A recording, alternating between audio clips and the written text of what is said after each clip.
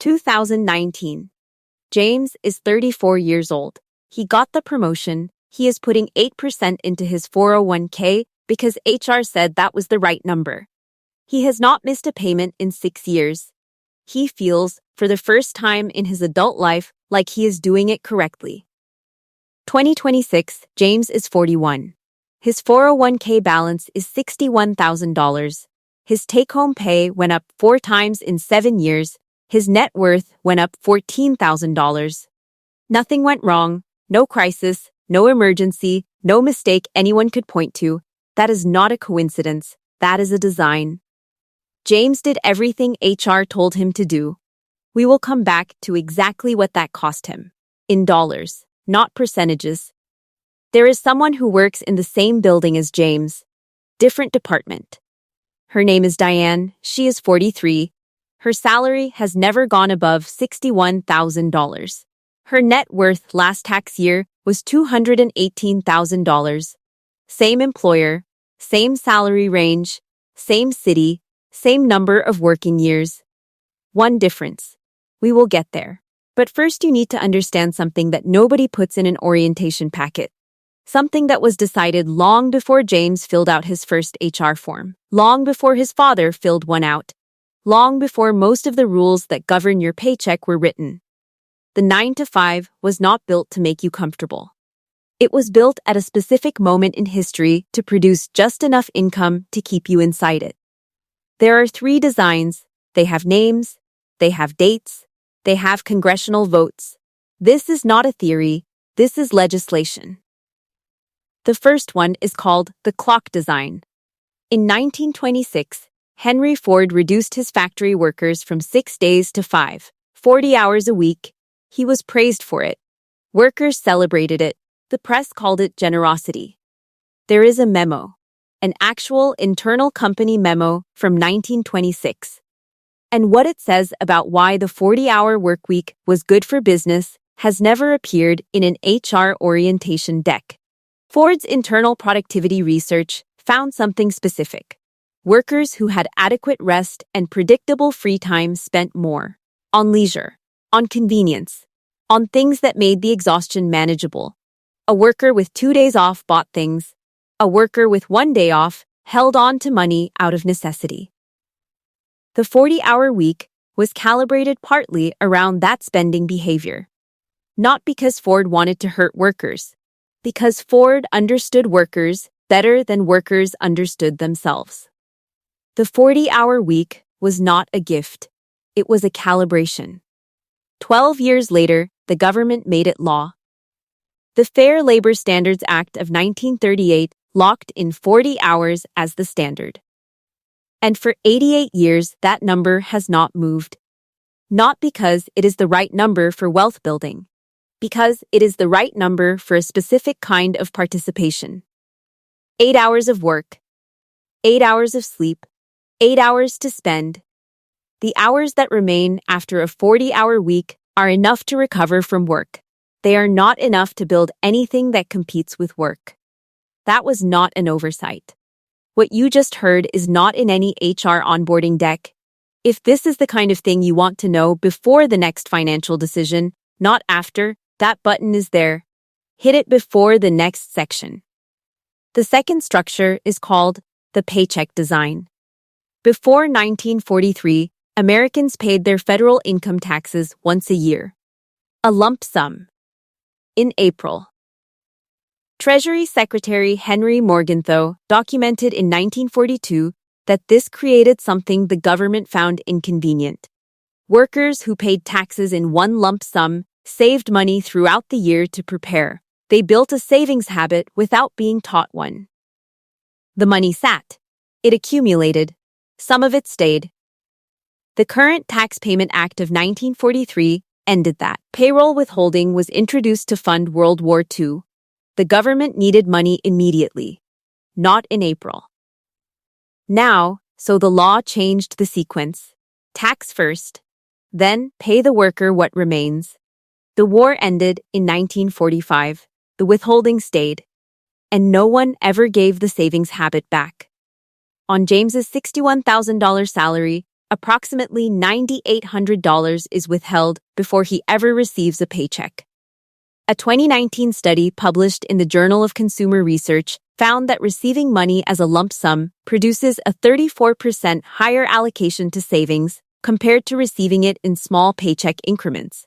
That is $3,332 per year that James would have saved if the sequence were different. Invested over 20 years at historical market returns, that difference is $144,000. From a sequence change. Not a raise, not a promotion, a sequence. The withholding was not built for your convenience. It was architected so that a worker who never sees the full amount never grieves the absence. The money that could have been saved was removed before the decision to save it could be made. That is not an accident. That is behavioral architecture, and it has been running continuously since 1943.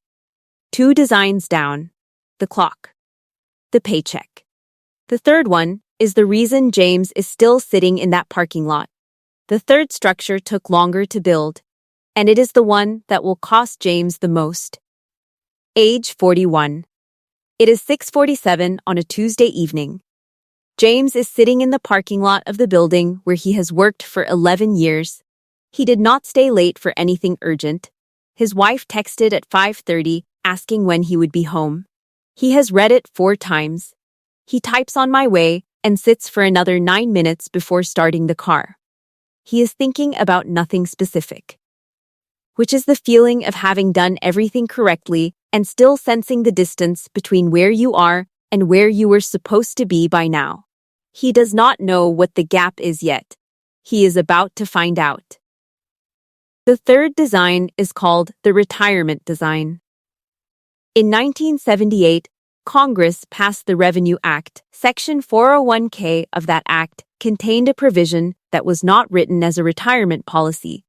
It was a tax benefit for executive deferred compensation.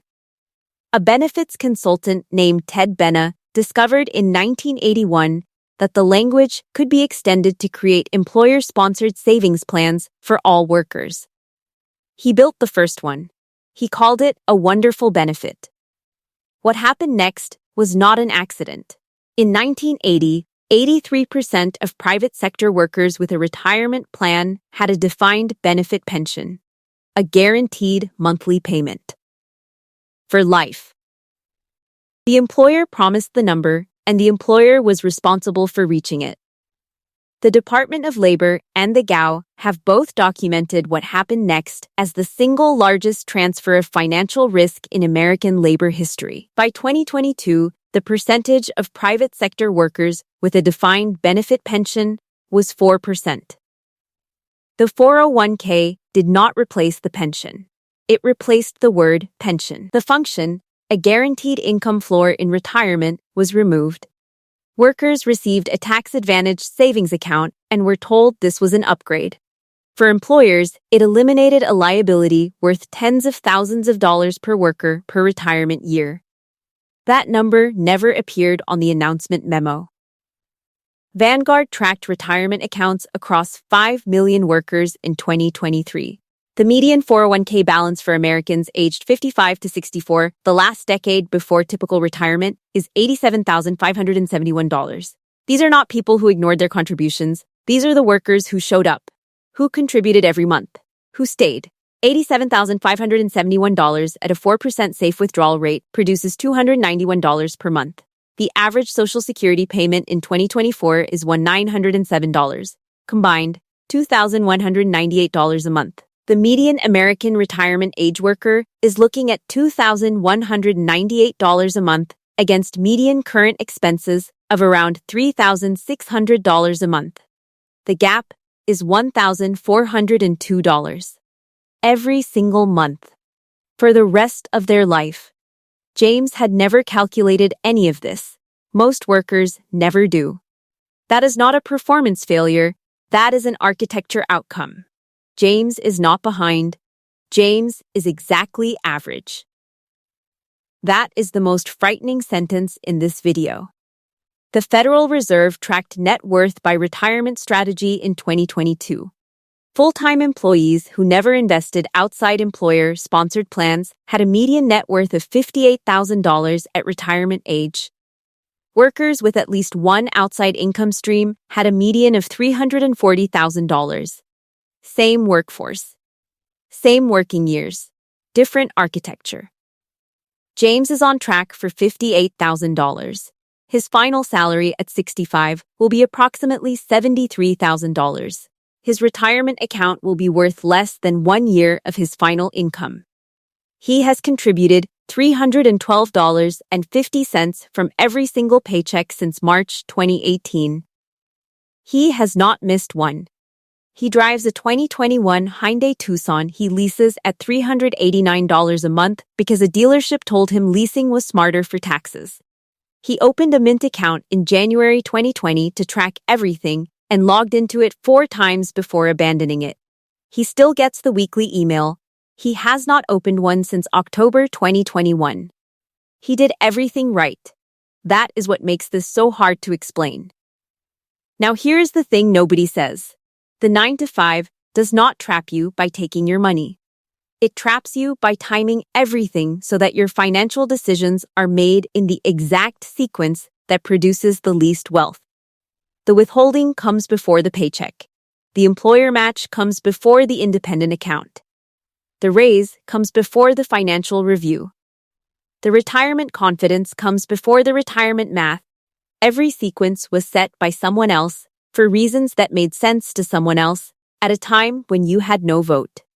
You did not choose the order. You were handed a checklist and told completing it was the same as having a plan. James completed the checklist. The checklist was not a plan. It was a participation form.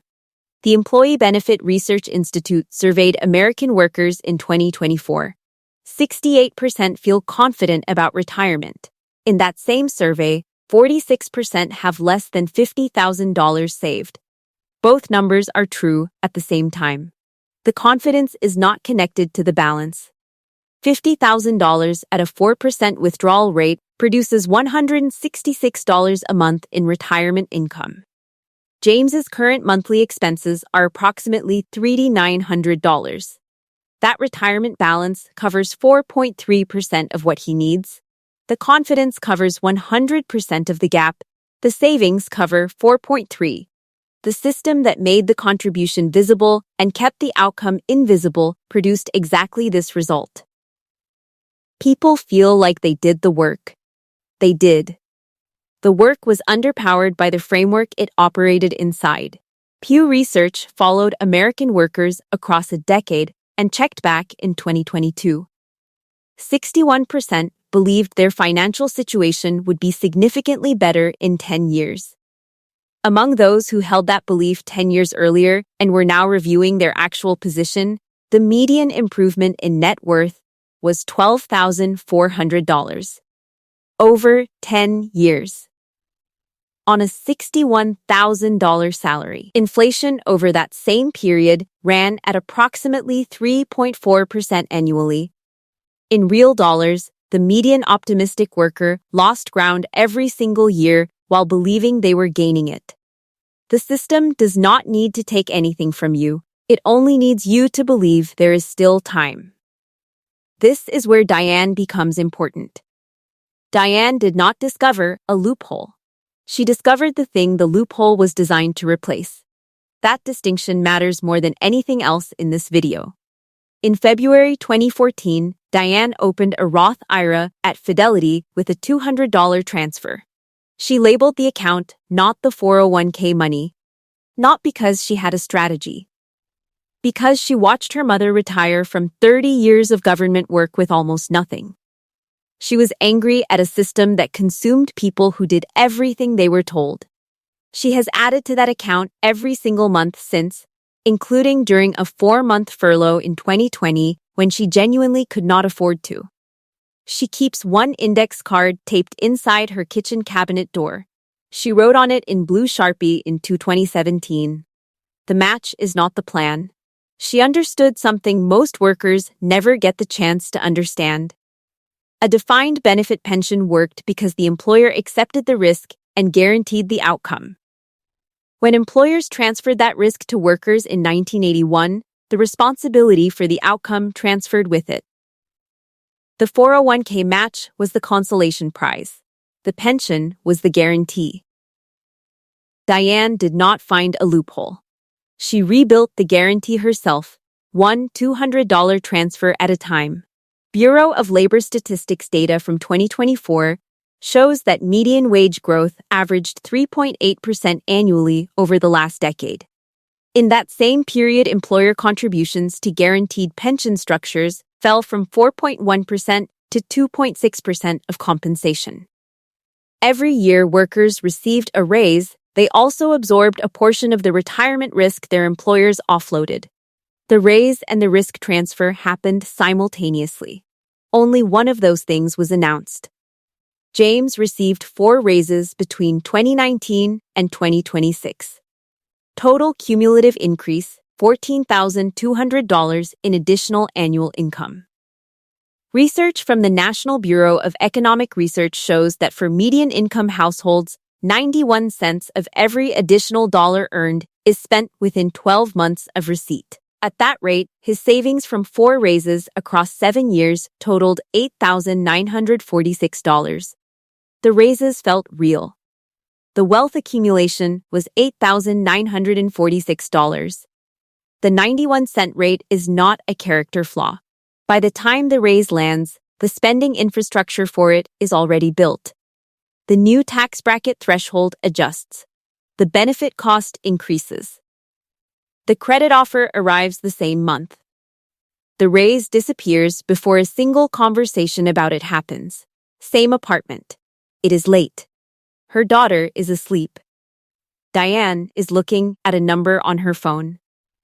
$218,000. She has looked at it before, but tonight it is different. She did not start this with a plan. She started with anger.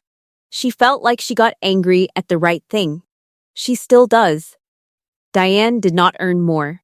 She chose a different sequence. Same salary, $160,000 difference.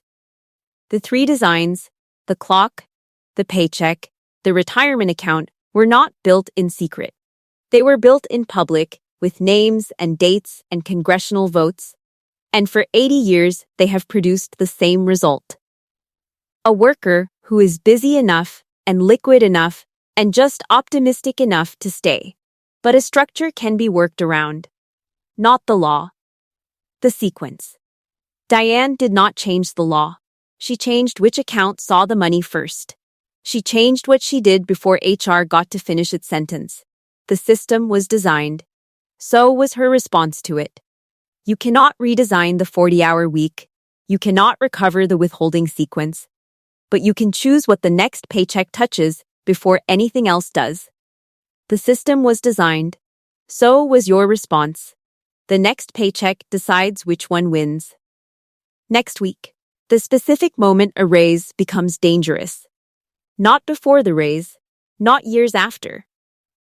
The 72-hour window immediately after the deposit clears is when the raise disappears, and most people never notice it happening in real time.